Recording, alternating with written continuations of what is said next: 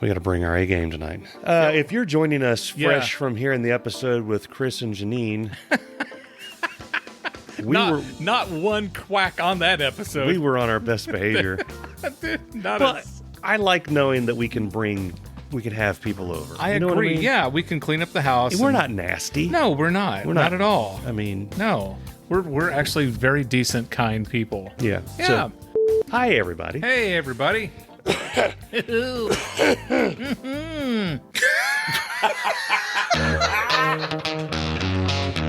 What we do is if we need that extra push over the cliff, you know what we do? Put it up to 11, exactly.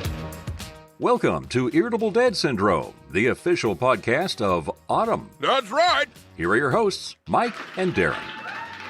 Hi, I'm Darin. I am Mike. Welcome to Irritable Dad Syndrome. This episode is, oh my God, this has been just years and years and years in the making. And let me explain why. I went to New York with my wife. I went to the Ed Sullivan Theater. I was at a party that was just chocked full of employees for Worldwide Pants. Who are Worldwide Pants? Well, I'll tell you, those are people who work for David Letterman. David Letterman, the man who I've admired from afar for the greater part of over 30 some years, okay?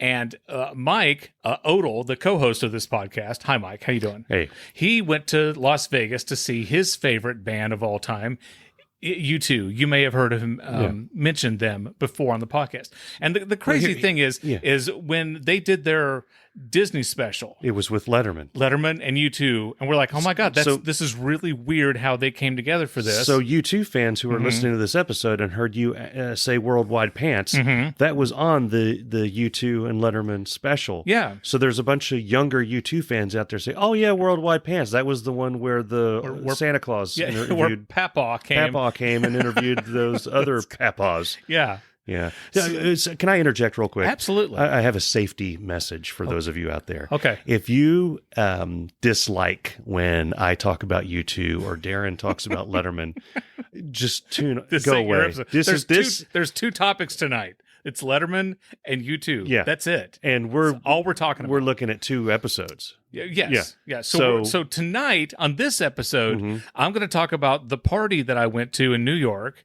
and then Mike is going to talk about the concert he went to in Las Vegas. At the Sphere. Sphere. Now, next week is going to be the stories where I talk about all the craziness that happened in New York City, and Mike is going to talk about some insanity that you barely touched on today, and I can't wait. Yeah. Mike and I, we haven't talked to each other in like a week or so. Yeah. So when I'm on vacation, I'm on vacation. Exactly.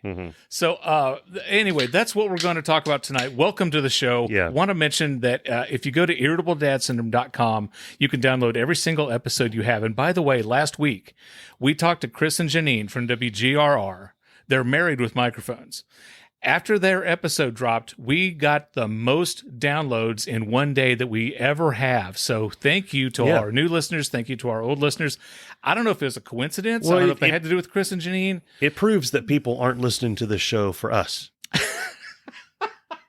That's what it proves. That's probably we right. are impeding the success of this show. Well, I mean, I also went on a late night play set with Jay Ryan and talked, so maybe that had something to do with it. I don't know. But anyway, thank you to our listeners who have been with us since day one.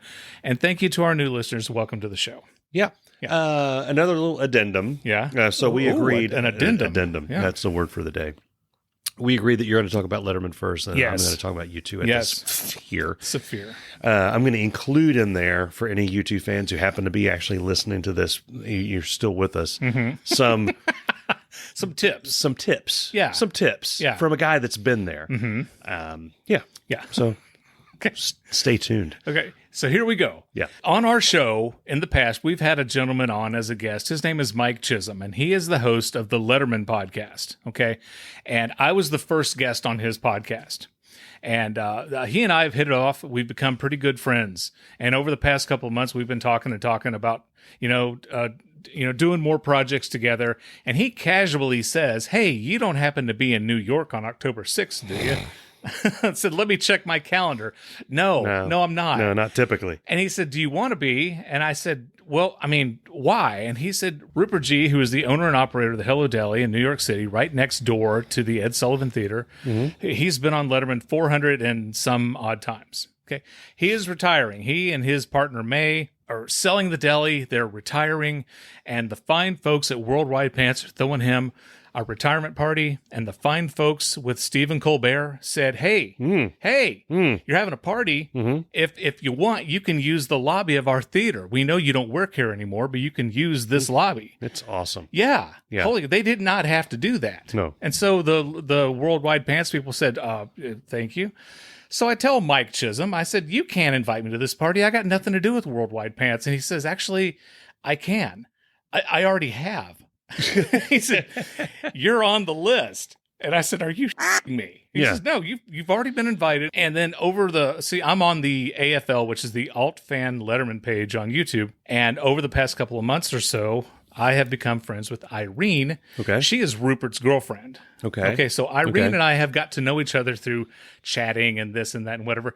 So I'm invited to this party. Okay. And I'm like, there's no way I'm not going to this party. Yeah. Okay. This is a once in a lifetime deal because we don't know when the Worldwide Pants people are going to reunite, if ever. We also don't know when they're ever going to be back in the Ed Sullivan Theater. So I'm like, okay, I'm going. And this is how awesome my wife is. I tell Libby I'm invited to this party. Yeah. And I'm expecting, now listen, my wife is awesome. She's cool as hell. I'm expecting her to ask, well, how much money is it going to be? And that's going to be whatever. And she said, okay. And she tells me, she says, when are you ever going to get invited to something like this? Absolutely. Yeah. And then she's so awesome. My wife said, I don't want to miss out and see how excited you are when you go to this party. So she comes along. All right. Yeah. So Libby and I, here we are in New York City. And you crated the kids. You put the kids in crates. Well, Jacob is 19. Yeah. And Cameron is 15. And so we already have someone who can drive Cameron to school. And we have someone who drives Cameron home from school because of our carpool.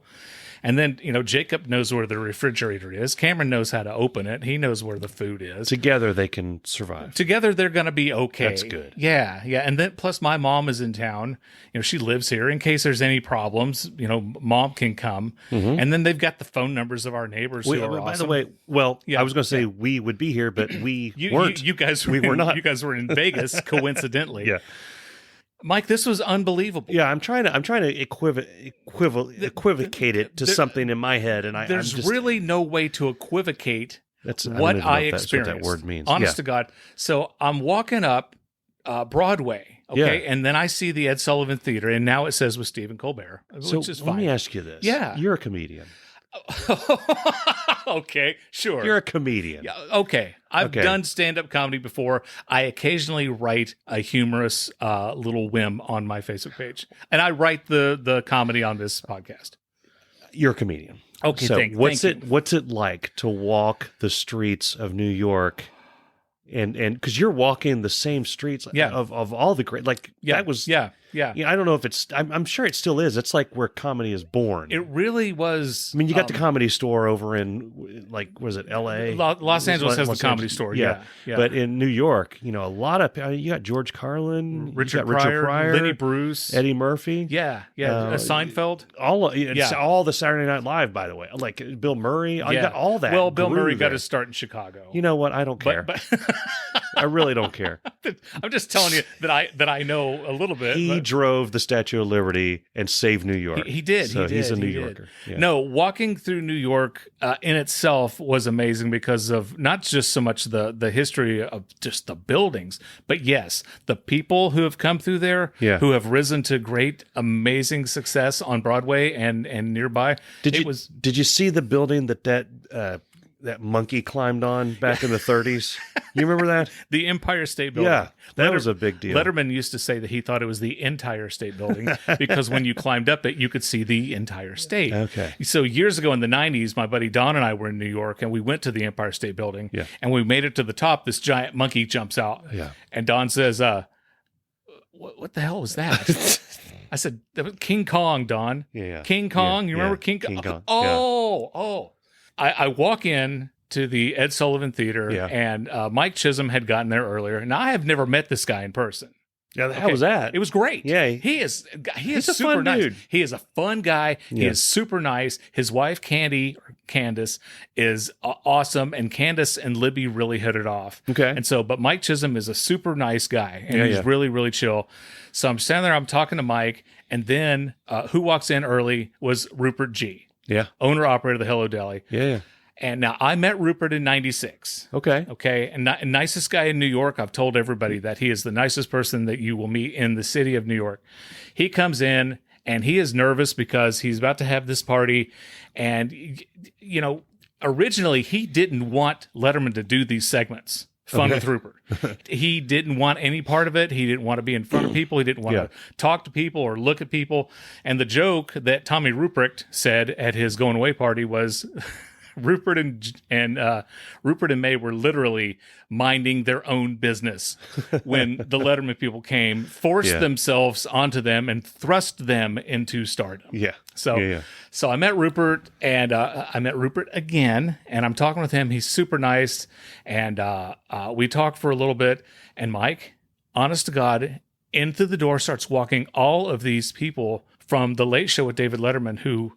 I mean, you've seen them before, like on TV. It's like, you know, well, then I know them because I follow the show. Yeah. So in walks in Mujibur. I don't know if you remember Mujibur. Bless you. Mujibur and Sirajul. They worked at K&L Rock America. Yeah. There was a gift shop right next door to the Ed Sullivan Theater, and Dave would send them all across the country. So frickin' Mujibur is there. And I'm like, oh my God. And I'm talking to him. But then 10 minutes later, Sirajul comes in. Yeah. So Mujibur and Sirajul both are there. Yeah. And I don't know how long it's been that they don't do the store anymore. I don't know how long it's been since they've been together. But Mike, the people behind me, they're like, oh my God, Mujibur and Sirajul are here. Did you see that? Did you? It's like Simon and Garfunkel had reunited. Yeah. People were losing their. They were going crazy. Yeah. And everyone was snapping pictures of Mujibur and Sirajul together. Yeah. And I found out that when they did the first segment with Mujibur and Sirajul, Dave asked Sirajul what his name was, and he said something. And Dave said, Sirajul? Oh, hi, how are you? Whatever, it moves on. It's not his name. Sirajul never corrected Dave. And so for 40 years, people have called him Sirajul, and he's just responded to that. So Mujibur and Sirajul were both there. And then in walks stagehand Pat Farmer. And Pat Farmer is an honorary member of the Basketball Hall of Fame because one time on the show, he dropped a basketball off the Ed Sullivan Theater and it went through the hoop. Okay. Yeah. He and Kenny Sheehan used to do Pat and Kenny read Oprah transcripts. Okay. One of the greatest bits that they've done on the Late Show. And then I see writer Joe Grossman, and I see writer Steve Young, and then writer Steve O'Donnell is there. And then Barbara Gaines, I've heard of producer Steve of the show, Young and is there. Steve O'Donnell. Yeah. Steve O'Donnell was the original head writer for Late Night with David Letterman. Yeah. Steve Young is a brilliant. Okay, all the writers are brilliant, but Steve Young did the documentary Bathtubs Over Broadway. Yeah. And I'm telling you, the year that Avengers Endgame came out, my two favorite movies that year were Avengers Endgame and Bathtubs Over Broadway. So I'm chatting up with Steve Young. Couldn't be nicer. He and I are like kind of buddies now. Yeah, that's cool. Right? That's cool. I mean, you know, and then the chief of security, Bill DeLace, was there. And then, you know, Rob Burnett. Frickin' Rob Burnett. Okay, Rob Burnett was producer I know of the show. Rob Burnett. Yeah. I mean, I don't know Rob Burnett, but I mean, you know what I mean. Rob Burnett ended up taking a leave from the show to produce and write a little show that ran on NBC called Ed. Yeah. And I loved Ed, starring Tom Cavanaugh and Julie Bowen. And I got to tell him, I said, you know, my wife and I loved Ed. And you could tell he was taken aback. Yeah. Because it's one of those shows that came and went. Yeah. It's not on syndication, I think because of music rights. Okay. It ain't on DVD. And he was just really happy that somebody liked this project that he clearly put all his heart and soul and just his hard work into it. Yeah. My God, there's just all these other people were there. You know, Walter Kim, and then mind was absolutely blown because all these people from The Late Show with David Letterman are there. Everybody was really, really, really nice. Yeah. So, you know, everyone's talking. Anton Fig, the drummer for Paul Schaefer. And I met Paul Schaefer. Yeah, I saw that. I saw it as you took the picture. When Paul Schaefer walks in, I'm like, I said, Paul, I said, you don't know me, but I've known you for years. Yeah. Years and years and years. And I got to tell him that when he came to Cincinnati, right before the pandemic happened, he came and performed at Music Hall with the Cincinnati Pops Orchestra. Mm-hmm. And he did the James Brown bit with the cape. Yeah. And he was funny and he was great. And he asks me, he says, well, you were there. Why didn't you stop by and say hello? Paul, I couldn't get backstage. You know, it's not from not trying. But what was your question? Did you have a little bit of imposter syndrome? Did you keep thinking at some point somebody's going to be like, hey, yes, who the hell are you? All night long. Yeah. Yeah. There's a lady who works for the show, Kathy Mavrakakis, and I walked by her and she looks at me, she goes, hello. I said hi. And she are said, you lost, sir? She said, when did you work for the show?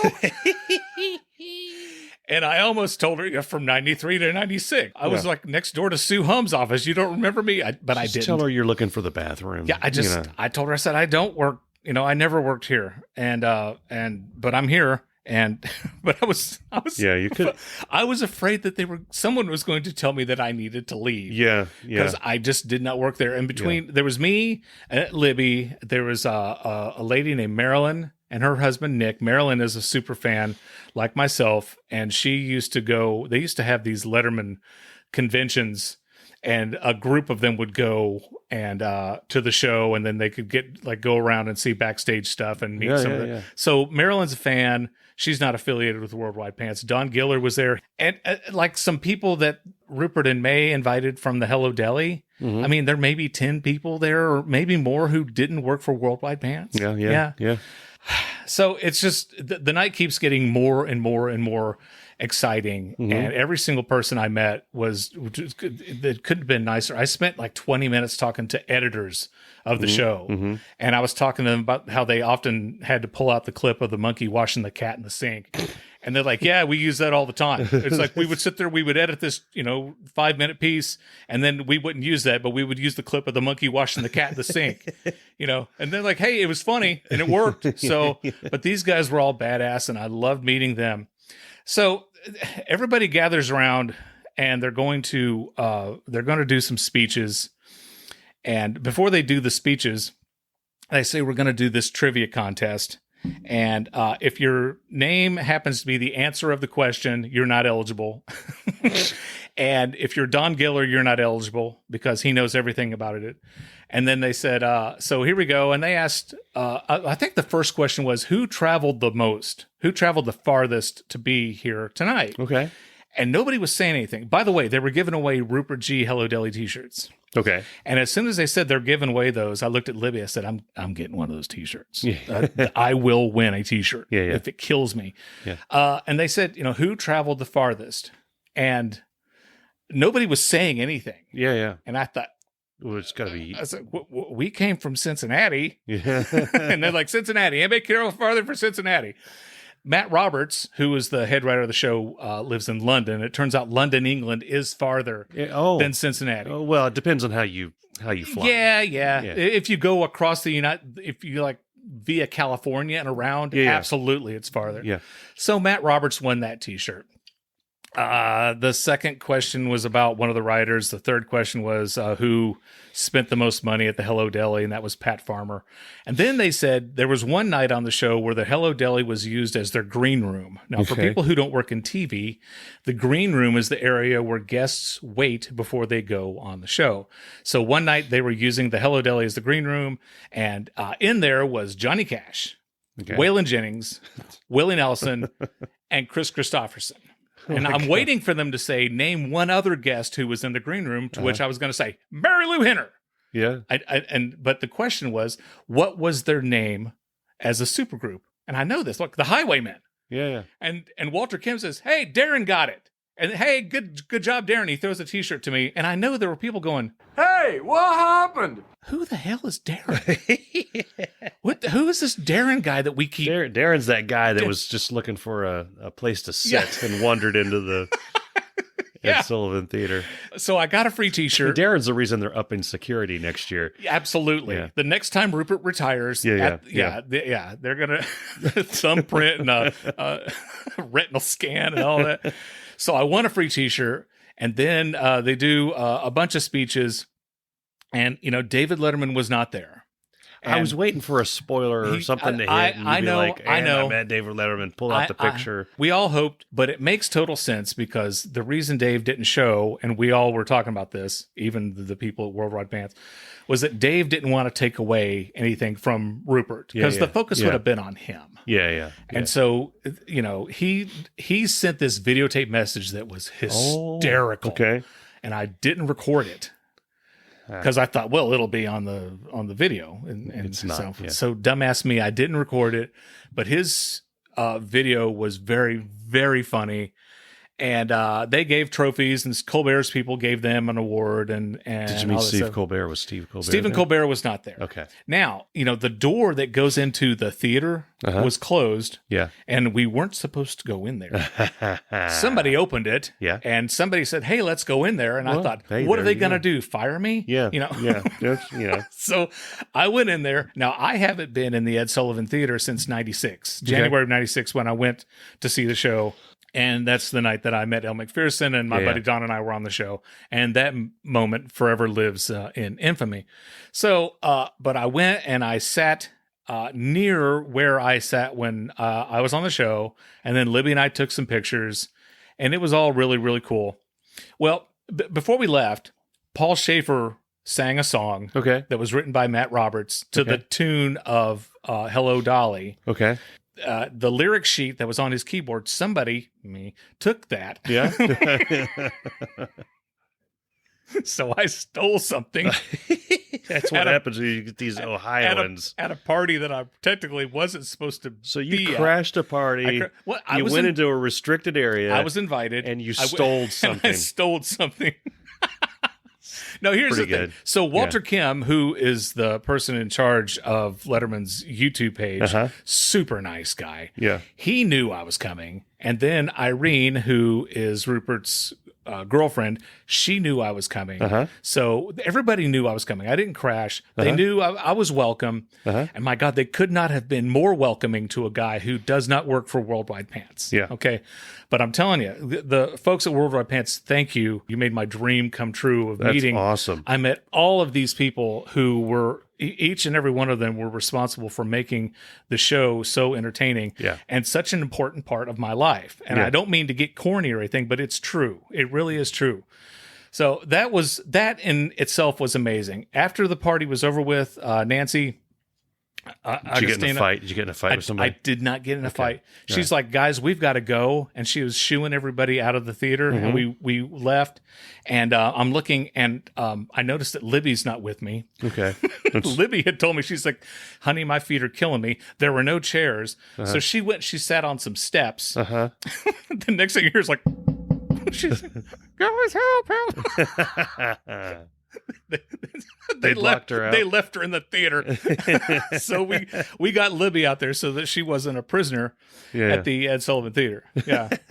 So after the party was over with, we went out and we're standing underneath the marquee, and I'm talking with Mike McEntee, and Mike McEntee did every night after Letterman was over with, he did the Wahoo Gazette, which was posted on the Letterman on his website, on his CBS website. It was basically a rundown of what happened on the show. We're talking to him.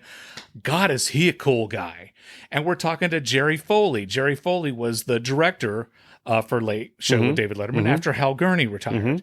And then we're talking to Steve Young, one of the writers. And this conversation is not stopping. And it's also not getting uninteresting. Yeah. I mean, I could have talked to these guys for days. Yeah. And I'm like, oh my God, I'm standing under the marquee talking with the director and with a writer and with the staffer. Yeah. It was just amazing. Absolutely amazing. You're listening to Irritable Dad Syndrome, Cincinnati's comedy podcast. You two are just dumber than a bag of hammers.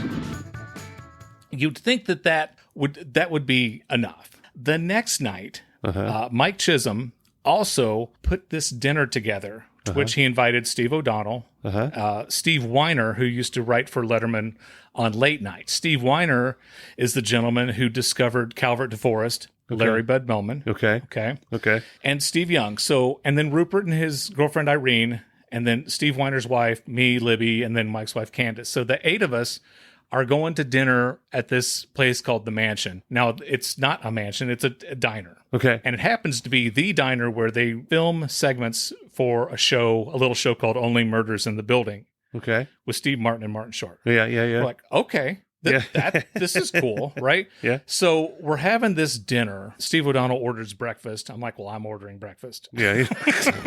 I didn't want to look like a boob. Yeah. But Steve O'Donnell's going to order breakfast. Anytime a restaurant has breakfast, I order breakfast. Yeah. So I'm sitting at this table, and I'm surrounded by Steve Weiner, Steve Young, and Steve O'Donnell, the 3 Steves. Okay. On the other end of the table is Rupert and Steve's wife, Lori, and Mike and Candace. And Libby and I are talking with the 3 Steves. Now, Mike, how many comedy writers have you met in your life? You? Besides me. Yeah. I am sitting, and if these guys are listening, I hope I don't embarrass them, but honest to God, am I sitting with writing royalty? Yeah. And these guys were talking about how much they loved George Carlin and Jack Parr and the early Carson days and Robert Klein and the Smothers Brothers and this guy and this guy and this guy and how they and oh my God. And it's like, the expression to be a fly on the wall. That's something. Yeah. I was the fly on the wall. Yeah.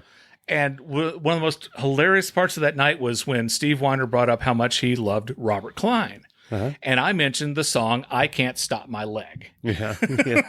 I can't stop my leg, because he plays the harmonica, and that's like the only lyrics to the song. Yeah. So Steve O'Donnell starts singing "I Can't Stop My Leg," and Steve Weiner starts singing "I Can't Stop My Leg," and Libby's looking at us like we're absolutely out of our mind. And finally, Steve Young says, "I'm sorry, but am I supposed to know what this leg song is about?" And we were all like, "You don't know I Can't Stop My Leg? That was Robert Klein's Stairway to Heaven, And so, I Can't Stop My Leg is Robert Klein's Stairway to Heaven. That's awesome. So I'm talking with these 3 writers for an hour, 2 hours. Yeah. We were there for a long time that night. And after that, I had moved to the other side of the table so I could talk with Rupert for a little bit. So then I'm talking to Rupert, and he was reflecting on all the many years and the things that Dave had asked him to do.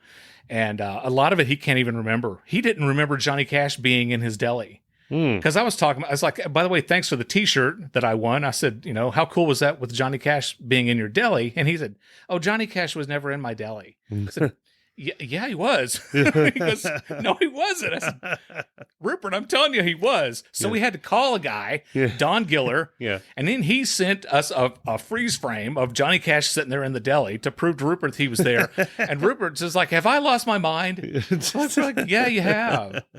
That's so, I mean, awesome. this is absolutely amazing. And Libby and I, we made friends with Steve and Lori Weiner. We made friends with Rupert and his girlfriend, Irene. We made friends with Steve Young. And we made friends with Mike Chisholm and his wife, Candace. I was so nervous about going. Mm-hmm. I was so nervous about getting kicked out. I was so nervous about... it's like I don't want to embarrass myself and become a total freak and fanboy and But every one of these writers, Bob Borden and Joe Grossman and Rob Burnett, it's like I told them something that they did that I appreciated. I don't think that I went overboard. I don't think that I got cray on it.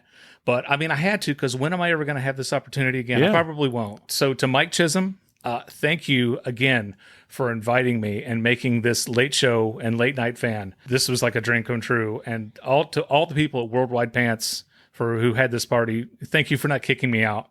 And it was absolutely amazing. That's awesome. That's awesome. Yeah.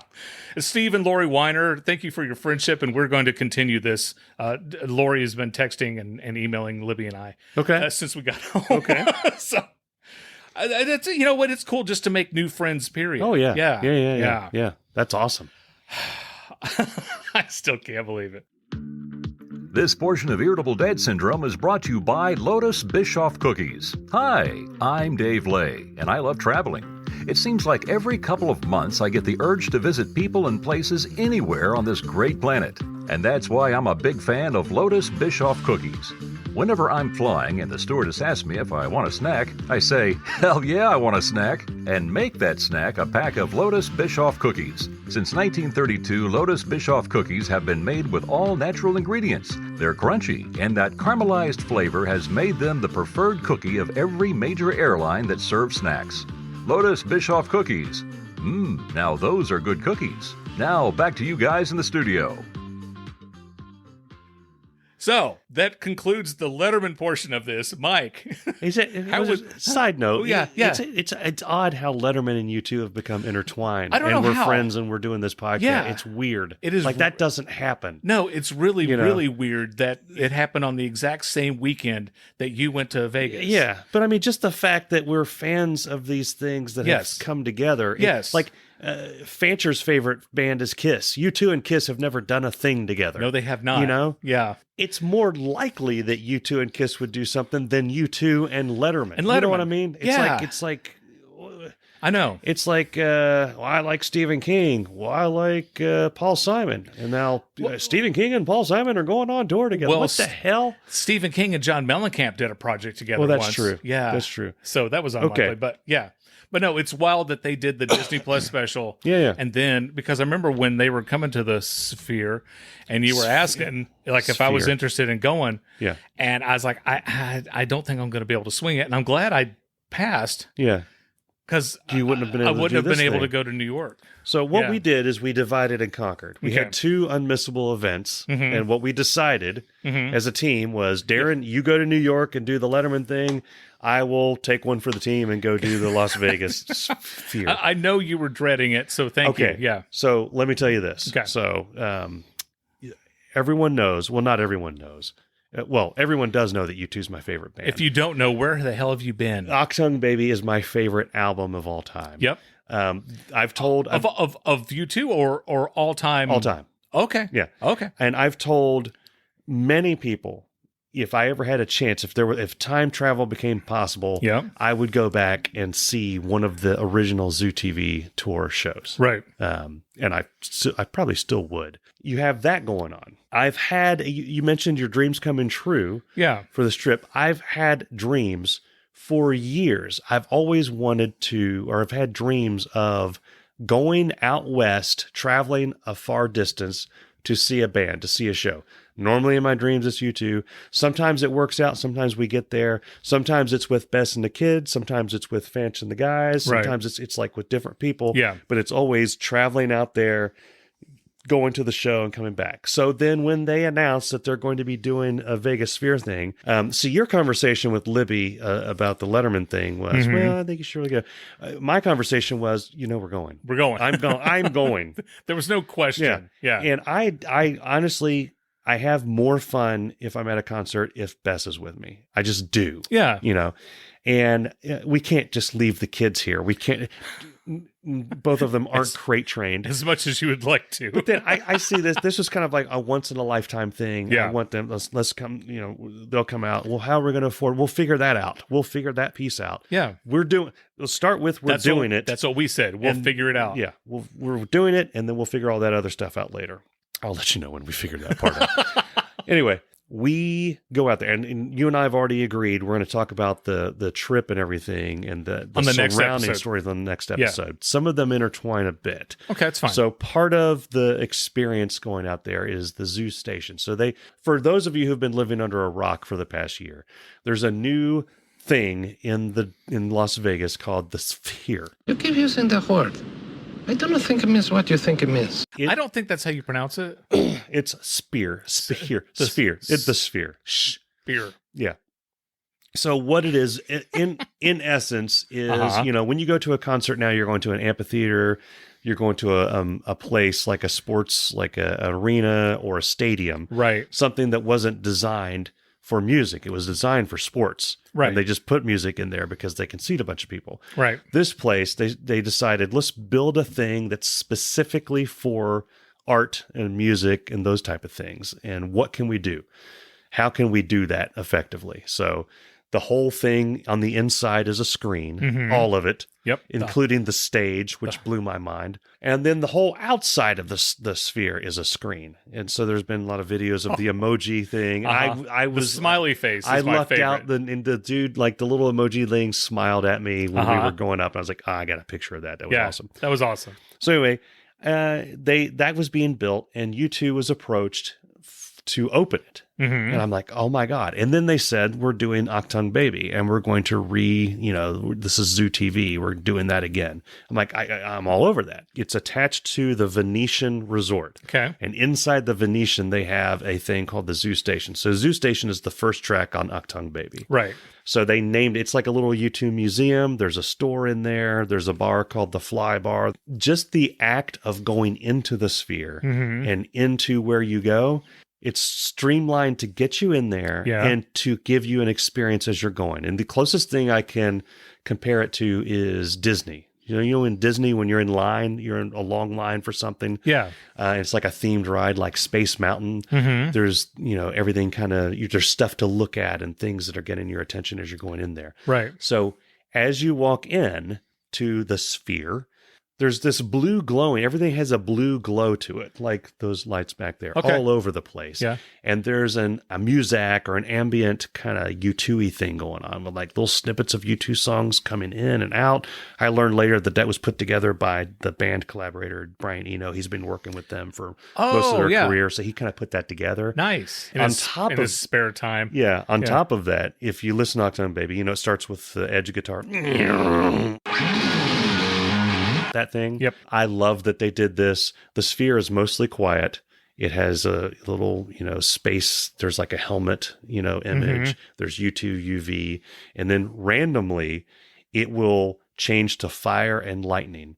And when I say this is bright, I mean, it looks like lightning struck when it hits it. And outside speakers go, and there's videos on Facebook of people that don't realize that happens. Right. Getting the scared out of them. And I love that whoever designed that or whoever programmed that in said, hey, let's do that and scare the hell out of people.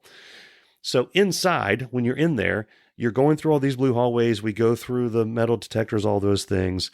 We get in there and you can't hear the outside anymore, obviously, but you really can't hear. It's that they do a very good job with sound isolation. Okay. So they have a bar, they have U2 themed drinks. Everything is themed around who's in there. How much was a U2 themed drink? I took a picture. I don't know. I didn't. I only drank water. I wanted to be completely present for the show. I appreciate that. Yeah. Yeah. The water was $7. That's not as much as I thought it would be. I know. Yeah. I couldn't see very well in there with the blue light and everything. I was like, $17 for water. I'm kind of thirsty. And I got up and I was like, oh no, it's $7. Oh, okay. So yeah, I can do that. There's a hologram of the U2 UV logo, and it looks like you're in a spaceport.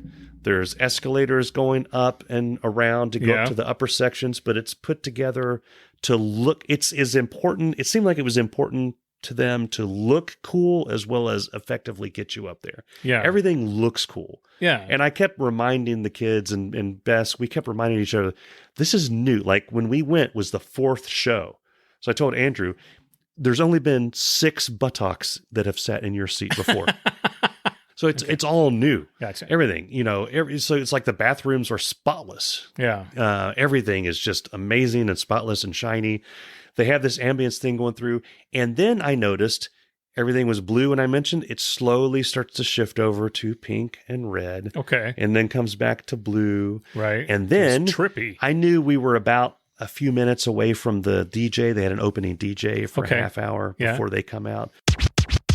The lights suddenly go to yellow everywhere in the I was in the bathroom when it happened, and I thought for a second I was having a stroke.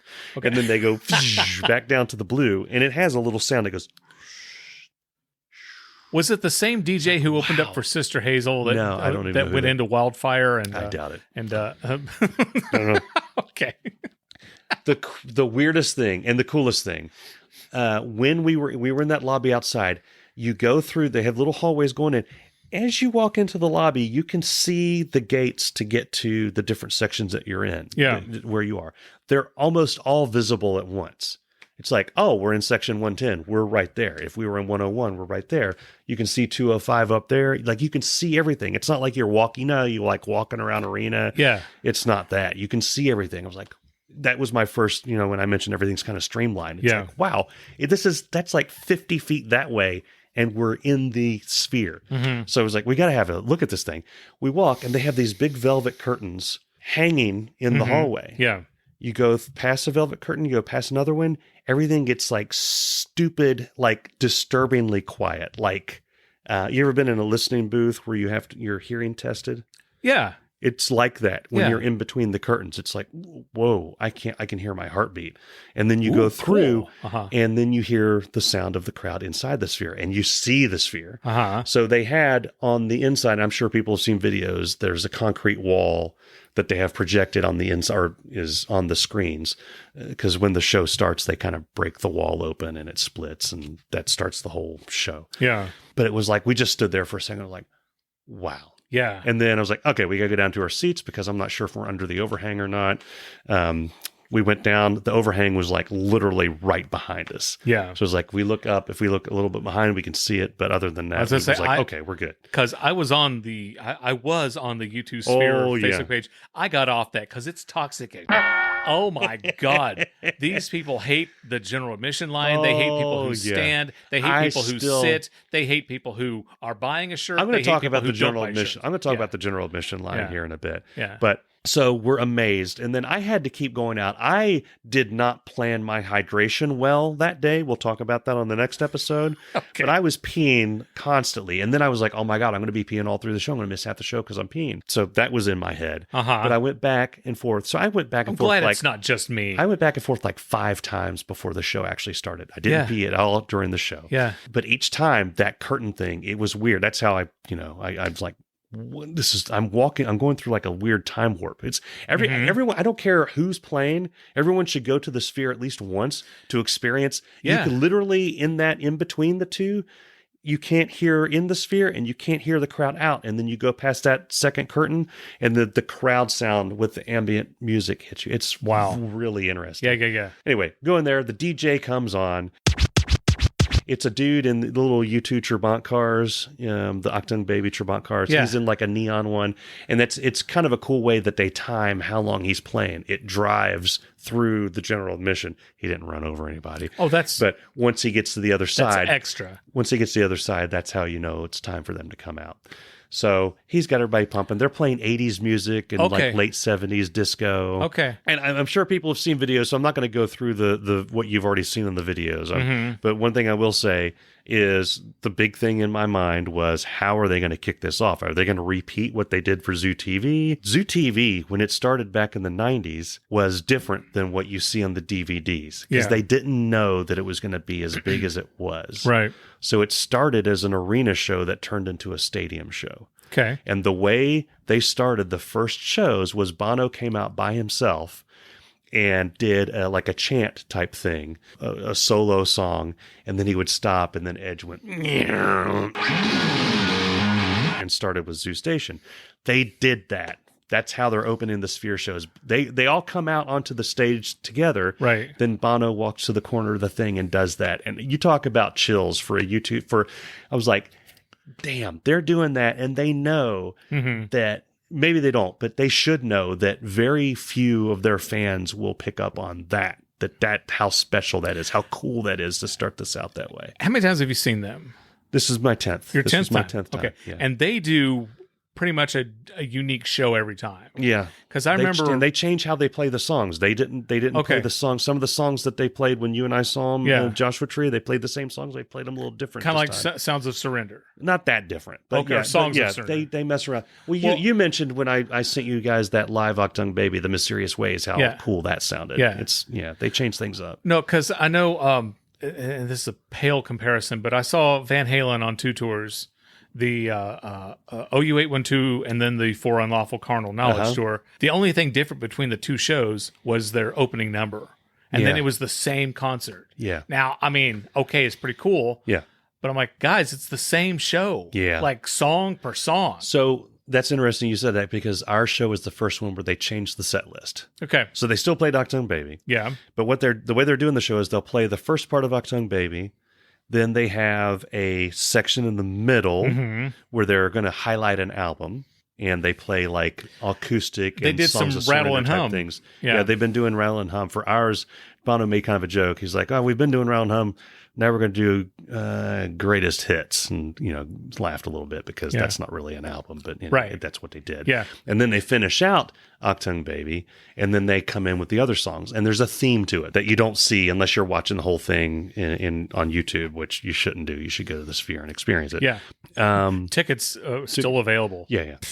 So the cool thing is Bono, he comes out and he does the thing, and he has his rose color glasses. Okay, he takes them off. He picks up the fly glasses and puts them on, and then they start with the zoo station. Yeah, and people have seen the video where the rocks kind of crumble and they come apart, and then they kind of recreate the zoo TV with Bono in front of the static screens. Yeah, it goes into the fly. So Zoo Station is, you're just elated. I'm elated that this is happening. This is there. Oh my God, the screen's bigger than I thought it was. It literally encompasses everything that you see. And we were off to the side, if you've seen the perspective. So they do the fly, and everyone's seen the video of the fly where the numbers come up and they kind of fill, and then they go up into infinity above you. It doesn't matter where you are, you see it go up.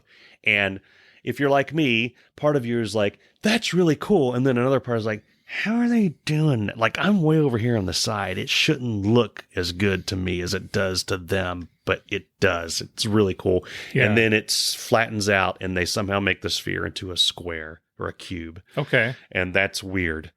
The next song is Even Better Than the Real Thing.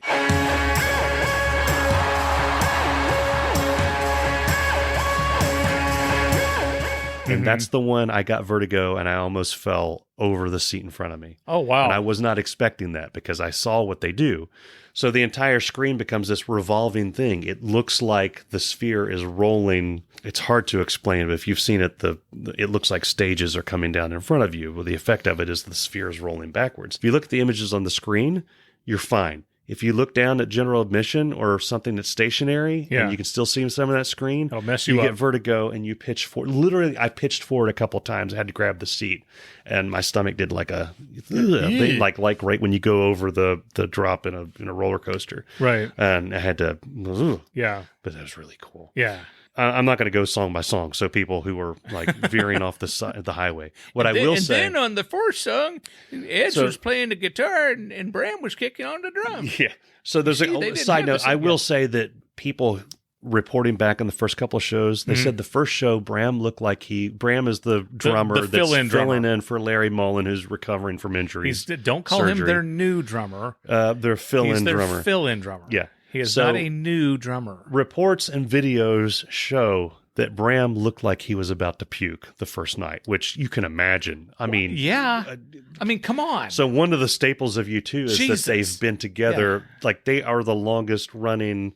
They are the longest... original lineup band. Who had the original and then you're members. You're gonna come in and be the drummer for that band for a new venue for their most beloved album. What are you doing? Well, now didn't somebody fill in on bass one time for them? One time someone filled in for bass, and one time Bruce Springsteen filled in for Bono. And that was a 2-song gig. Yeah, that was on top of a marquee in New York City, and Springsteen came out. So a fun thing Bono's been doing is like he's on a rotating or a revolving thing in the middle. Yeah, and he'll say, "Okay, you're Larry," or he's like, "You're Adam, you're the Edge, and who the hell are you?"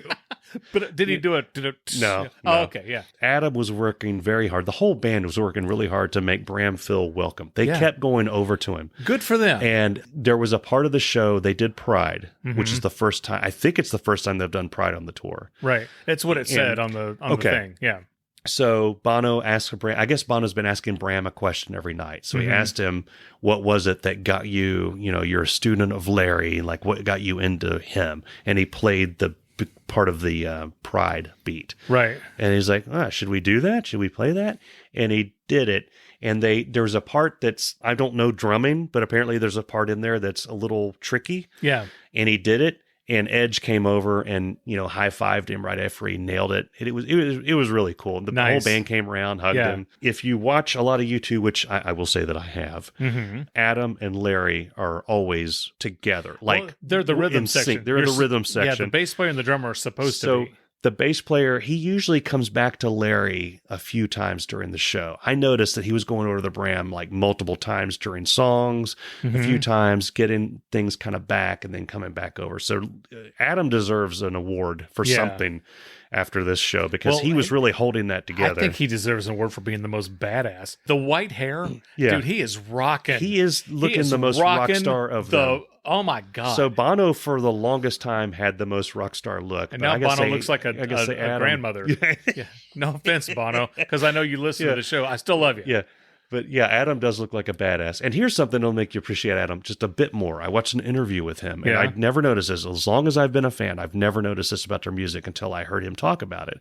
He said, I've got a lot of work to do in the music because we don't have a rhythm guitarist. He's like, Edge is not a rhythm guitarist. He's up there in the high range. Yeah. He's playing the chimes. He's like the solo and stuff. He's like, most of what you hear in the mid-range, I'm covering with the bass. Yeah. And Larry's kind of covering some of that with the bass drum. He's kind of covering some of what I'm doing. That's why they're so in sync. And ever since he said that, now I've really been listening to what he's doing. Yeah. And there is a lot of times when Edge is just up here like, but the whole groove, that was a dead on oh my God. rendition. But the whole groove and everything is going back here with Adam. So Adam gets the award for that. This portion of our show is brought to you by Blockbuster Video. So the overall theme is really, really cool. Yeah. So you watch the beginning, it kind of opens up like you're leaving the concrete sphere or whatever. You're going off into whatever. The first few songs, I mean, they're blowing your mind. Then they kind of travel out into the desert, and you see different things. When they do one, they do this thing where, Bono says, if you have your phone, light up your phone. They do that, but on the screen, it projects out like this infinite field of phones. And it's so cool. Yeah. Because it matches what's going on inside. It just really looks like everything kind of extended out. Yeah. They do a few cool things like that, but as time goes on, you're going further and further out into the wild or whatever. They get past the first part of Octung Baby, and then Bono comes on, and they're going to start doing some of the Songs of Surrender stuff. So they do that, and they did the Pride thing, and he comes back, and I love the quote. He said, half of Octung Baby is dark, but the other half is bleak. So he's like, I was going to say, he's like, now we're moving into the bleak section. I have never heard these songs this way until the end of the world. Blows your mind. They have lightning coming down, and they're really hitting the base of the sphere when the lightning comes down while Edge is doing his thing. Yeah. And they're larger than life. They're projecting videos of the guys like they're standing out in the desert with storms around them. It's insane. Yeah. Acrobat is blistering. Edge extended the solo and tears into that. Love is Blindness. By the storm is over. Everything's kind of a dark blue. And they start doing Love is Blindness, and then as that plays, insects start landing on the outside of the sphere. Oh, how cool is that? And they cloud up, and they're like moving and crawling. It's bleak. Yeah. It's exactly. So that ends. Now you don't know this. Yeah. But somebody asked on the Sphere page, what's on the screen outside during the show? I'll get to that. Okay. I'll get to that. So when Irritable Dad Syndrome continues. Yeah. So that all happens. And then that ends. And you actually feel a little spent. It's like Octung Baby, if you listen to Octung Baby from the beginning to the end, it's a ride. So you're like, oh my God. So then they come in with Elevation, and that kind of gets everybody going again. Best took a video of me and Charlie jump into that. That was fun. But things start to get brighter. They go to Streets, and now you're outside in the desert, and it does those songs aren't on Octung Baby. They're not on Octung Baby. This is after Octung Baby. But the way Streets is, it's out in the desert. It looks like where the streets have no name. Exactly. It looks like we're out in the desert. I mean, because of the way the sphere is, it felt like it actually, I started to feel a little wind. I'm like, this is weird. Yeah. And then it starts, everyone knows how that starts. There's a sunrise over here, and then it comes over through the whole day into a sunset at the end of that. That's amazing. Yeah. They get to, so you're in the desert this whole time for these songs out there. There's Until the End of the World has a Flag of Fire, which is, oh my God, that was amazing. You get to Atomic City, their new song, which is about Las Vegas. Is that going to be on an album, or is that just I think it's just a one-off. Like they did with Invisible? So what they did is, and I made this prediction, and I pointed out the best. I said they were going to do this. They make it look like the sphere disappears and you're outside. Oh. You see where the audience is facing is what you would see if there was no sphere there. Uh-huh. As they're playing Atomic City, cranes and stuff are deconstructing Vegas in front of you. It looks like they're taking it apart until there's nothing but a barren desert. How cool is that? It's so cool. Yeah. And then they move into With or Without You later on, which is like this water and with the orb in the middle. Yeah. The desert fills up with water and there's an orb. You go into the orb. As you're going in. So there's an orb? Yeah. Okay. Another sphere. So you left a sphere in the beginning with Zoo Station. You're coming into a different one from another direction. Okay. And it fills the inside of the sphere with like these insects and animals, which I found out later are all native to the area of Vegas around Nevada. They're all native there and they're protected or whatever, but they're all over the place. That's the end of With or Without You. And then Beautiful Day, there's sunlight coming through those and they get colored in, and it ends with Beautiful Day. Yeah. So you asked about what's on the outside of the spheres. People have said, I don't know if this is true because I was in, I wasn't out. Right. But people have shown pictures of the outside of the sphere. The same animals are covering from the outside. So people outside know when that part of the song is on Beautiful. Because so it ends with say, Beautiful Day. if I spent $1 gazillion to go see the show and found out there was going on out there. That like the losers who couldn't get tickets. Yeah. And they're watching the same show for free, I'd be like, I don't think so. I don't know about that. So because I mean, because that's like Taylor Swift. If you heard of Taylor Swift, oh yeah. So whenever she would do her shows, there would be like streets, 5-6 streets outside of the outside they theater, could hear everything, listening to the entire show. Which I mean, it's like if you just want to listen to a concert, okay. But these people are watching the sphere. Yeah. So, it was amazing. It was amazing to hear songs that I've never heard live that they don't do live, like So Cruel from Mocktown Baby. That was a big draw for me. There were a couple of funny moments, and I've noticed they don't do the same thing at every show because I wanted to send it to you guys, our little YouTube group. I wanted to show Edge doing this. I haven't seen video of him doing this, which makes me feel like, damn, the one show that I'm not taking video of everything, he did this cool thing and I didn't catch it. It's gone. Yeah, I know how they're you feel. doing mysterious ways, and it looks like there's all these lights flashing, and then the camera zooms in on Edge for his solo, and he kept right up in the camera's eye, and he just kind of does like this. He doesn't wink, but it's a really he doesn't cheesy, strike me as a winky guy. It's a really cheesy, ironic thing, like like he's trying to. He's trying to be funny. And it actually, because I looked over at Bess, I'm like, are you seeing this? And she's just laughing herself silly. Yeah. Bono took off the fly glasses at one point and put them down and put the rose-colored glasses back on. And he's like, oh, there you guys are. You go, yeah. I don't know where you guys were. It was a very heartwarming show. There's videos of different, Bono apparently broke down into tears during where the streets have no name, like the second night. Yeah. It is it's interesting. So it was worth the money. It was very much so worth the trip. Very out much there. so worth it. Now brings us to the tips and tricks. Okay. If you look at costs for this show now, are tickets still available? No, they're not. They're sold out, right? They've been sold out since February. Yeah. Or so since it's, April. It's scalpers that you're buying. You're buying from scalpers, but they are releasing tickets at the last minute. Okay. So they do have some held back because people have been posting pictures from Ticketmaster of new seats being released like while they're in line and getting pissed off. Yeah. So that would piss me off. Yeah. So here's the deal. If you're planning on going, and if you already have your tickets, then skip this part. Right now, there's general admission tickets for $41,000. That's ridiculous. And if you buy them, people will hate you. If you don't do that. My don't God. buy. I mean, don't do that. Why are they hating on the general admission? You're paying for a ticket. Yeah. What's it matter if you buy a reserve seat or a general admission? I'm not taking sides. Yeah. But I want to know what's the deal. What's the deal with this? Yeah. Why are people pissed that you bought general admission instead of a reserved seat? I don't know. Are people pissed about that? Are you kidding? No. It's all over the Sphere page. They're on the general admission line. Yeah. Yeah. So for years, there's been a U2. There's a person with a notebook. It's the first person that shows up at general admission and keeps track of who shows up. Yeah. The Sphere is trying to overtake it. Okay. With their own policy. Here's a thing: is that this has been happening for tour after tour after tour with U2, and the band always comes back and says, "You're following the person with the notebook." The fan that started the line, they're running this. Yeah. And then the fans go like, "Yeah, see?" And then this time the Sphere was like, "No, we're going to enforce it." And then the people at the Sphere are like, "No, we're not going to." When we went to Joshua Tree, we were general admission. We were. And we were in the best spot in the whole damn place. Yeah, but you remember when the dude tried to sneak into our area. That chick about beat the out of him. Yeah, she was one of the first. She would have too. Yeah, she would kill you. Oh, the claws come out. If you still want to go, do not get into section 100 after row 19. Okay. If there's a lot of seats available for $700, $800, $900, $1,000, $2,000, $3,000, you're not going to see the Sphere. Yeah. And people are pissed. People who don't know that, when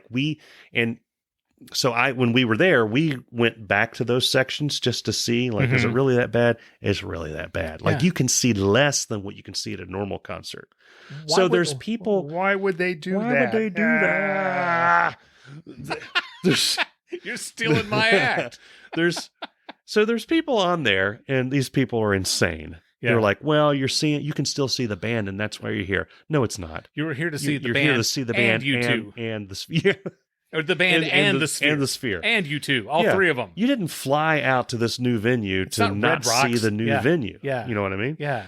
And it is a big part of the show. Yeah. So, somebody commented U2 is back up for the dome effects. And in some situations, Bono has agreed. He said every night it's a fight between the band and the screens. He's like, sometimes some songs we lose, but some songs we kick the screen's ass. He's it's a draw at the end of each night. Yeah. It is, but it's a significant part of the experience. So if you're back past, I would say row 19, if you're in row 20 or back, you're missing out on some of that. If you get back in the 30s, forget it. Yeah. Get rid of those tickets. Go do something else. Yeah. So if you go over to section, see Siegfried and Roy. So if you are in that situation, I think they're still. Here's tip number one. If you're in that situation, go to section 110 out in the lobby. There is a help person for the Sphere. If you go up to them and you throw a big enough fit, they will put you in a different seat somewhere or put you in general admission. Yeah. So do that if it upsets you that much, and it should upset you. If you spent that much money for those seats and you're back like that. Number 2. If you're in general admission, please listen to the album once before coming to the show. And for the love of God. Yeah. There were 2 girls, and they were the most distracting. They were distracting me from the band and the screen because they were dancing inappropriately to the music. And when I say inappropriate, I don't mean they were out there like strippers. Right. They were doing like the Jason Sudeikis Running Man? The thing? Running Man. Yeah. And the Macarena. They were doing that stuff in synchronized like cheerleaders to So Cruel. So Cruel is a... Yeah. So Cruel does have kind of That's not a Running Man song. It has kind of like a hip-hop beat to it. Yeah, that's not what's up with that. But it's not it's not what's up with that. It's not I'm doing the Running Man. And they were doing that during the song, and I'm like, why are you doing? What are you doing? Also, if I can interject, nobody needs to be doing the Running Man. Nobody needs to be doing that. Thank you. Okay. Number 3. Don't get your merch there. Get your merch earlier in the day at Zoo Station. Outside, there's a merch tent outside that opens up at noon. Mm-hmm. It's worth the walk to go look at it at noon, get that stuff. You do not want to be in the merch line in the Sphere. Yeah. Number 4. Hydrate yourself with less than $7 water before you go. Yeah. Number 5. Just enjoy the shit out of it. Have fun. Yeah. And put the camera away. There was a small fight that broke out behind me between a husband and his wife, because she kept wanting to film the show. And she didn't realize that her camera was in spotlight mode. Suddenly I would see her flash, like the light would come on. I would see... It's like, damn it, Jill. Yeah, I would see my shoulders like projected on the people's heads in front of me. And I was like, I looked back, not in annoyance, but like I thought that was part of the show. Yeah. Like the Sphere had come alive behind me, and then it was just this lady. And then the husband would reach over and he'd hit the phone. And then a few minutes later, spotlight would happen again.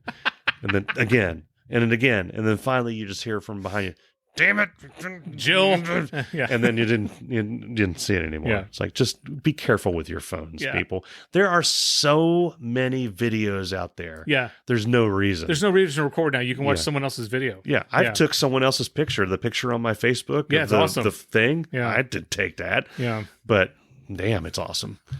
So yeah. Yeah. Well, good. It's worth the money. Good. I enjoyed myself immensely. Good. Yeah. We're running over time. You damn right we are. Before we wrap up, I forgot to tell one pivotal story about going to the Ed Sullivan Theater. I mentioned Mujibur and Sirajul. I was standing there in the lobby of the Ed Sullivan Theater, and I noticed that Mujibur was looking at me. Okay, and I'm talking to Libby, and Mujibur. Did you say, what the are you looking at? He just keeps looking at me, and then he walks a little bit further, and you could tell he's waiting for a chance to talk to me. So I'm talking to Libby, and then she goes to find something to drink, and then I'm talking to Mike Chisholm for a second, and Mujibur is still there. And I said, Mujibur, how's it going? What's going on? And he said, I enjoyed that thing you did with the basketball.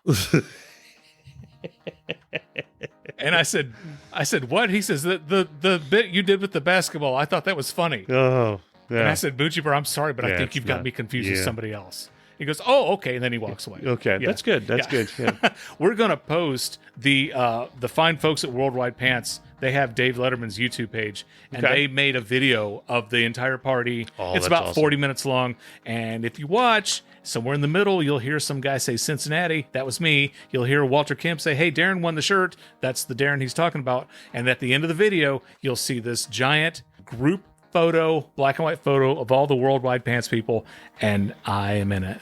That's awesome. So it was very, very awesome. So, all right, we're going to wrap this episode up. On our next episode, Mike is going to talk about what else happened in Las Vegas. I'm going to talk about what else happened when Libby and I went to New York. So you absolutely have to tune in for that because it is a doozy. There's teabagging involved. There's people peeing next to a hot dog cart. Yeah. That's your tease for next week, folks. Go to irritabledadsyndrome.com. Look us up on Patreon. Send us some money. And check us out next week. We'll see you next week on Irritable Dad Syndrome. See ya. Irritable Dad Syndrome is a Mike Odell, Darin Cox production. Only 2 buttocks per person. Yeah. Or buttocks, however you pronounce it. Wait a minute. How do you get 2? What do you mean? I got 2 butt cheeks. I got you. Okay. So I think you should go Letterman first. Okay. Because I'm going to have a lot of that nobody cares about. Okay. That I want for the U2 crowd. People that are yet to go. Right. Like things they need to know. Yeah. And I don't want to be responsible for someone falling asleep and veering off the road in their car. Gotcha. Listening to this podcast. Okay.